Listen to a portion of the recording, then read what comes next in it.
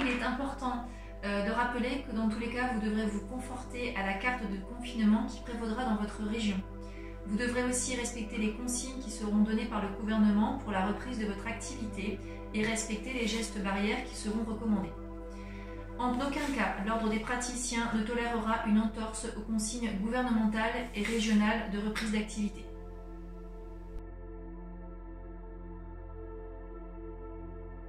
La prise de rendez-vous doit se faire exclusivement à distance, par téléphone ou par Internet.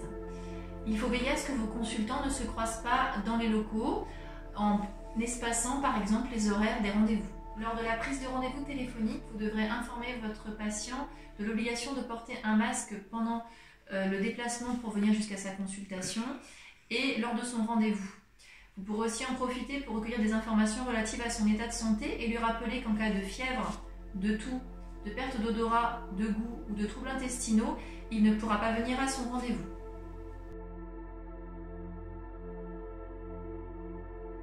Si vous avez une salle d'attente, la distanciation minimum doit être d'1,50 m entre les patients. Vous pouvez par exemple aménager les chaises à cet effet pour ne pas qu'ils soient plus rapprochés. Vous devez aussi débarrasser votre salle d'attente de tout ce qui est encombrant et superflu comme les magazines, le mobilier ou les jouets. Lors de l'arrivée dans la salle de soins, le patient doit se désinfecter les mains. Vous devrez mettre à sa disposition de la solution hydroalcoolique.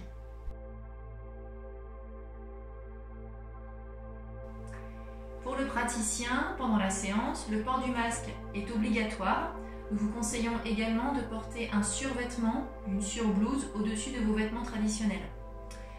Vous pouvez également, si vous le désirez, porter des gants, une charlotte, une visière ou des surlunettes.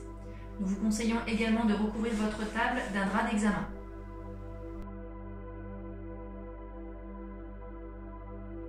Après la prise en charge du consultant, nous insistons particulièrement sur la désinfection qui devra être faite sur vos mains et sur la table sur laquelle le consultant s'est allongé. Même en cas d'utilisation d'un drap d'examen, cette désinfection est systématique et très importante. Pour ceci, vous pouvez utiliser soit des produits du commerce qui ont la norme EN 14476 ou bien une concentration d'eau de javel diluée à 0,5%. Pour information, tous les produits solutions hydroalcooliques recommandés par l'OMS ont cette norme EN 14476. Vous pouvez donc les utiliser aussi bien pour vos mains que pour les tables ou les poignées de porte. Il est conseillé d'aérer largement et très régulièrement votre salle de soins. D'autre part, à cause du risque présumé de diffusion par micro-gouttelettes, il est déconseillé d'utiliser les moyens de ventilation et de climatisation centralisés. En cas d'utilisation des toilettes dans lesquelles il doit y avoir des essuie-mains et du savon, il vous est conseillé de les désinfecter après chaque passage.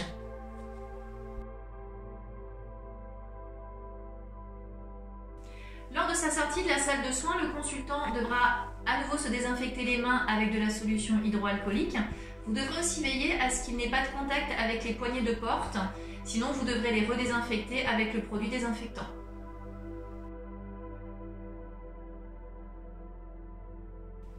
Entre chaque patient, vous devrez bien sûr vous laver et vous désinfecter les mains avec le gel hydroalcoolique.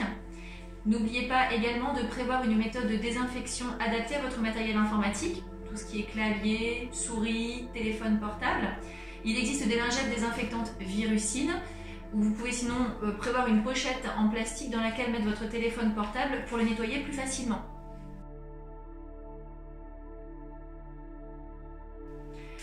Avant de quitter votre salle de soins, votre cabinet, veillez à vous redésinfecter les mains avec le gel hydroalcoolique, à enlever les vêtements que vous aviez mis sur vos vêtements et à les laver au minimum 30 minutes à 60 degrés, en les lavant séparément afin d'éviter tout risque de contamination.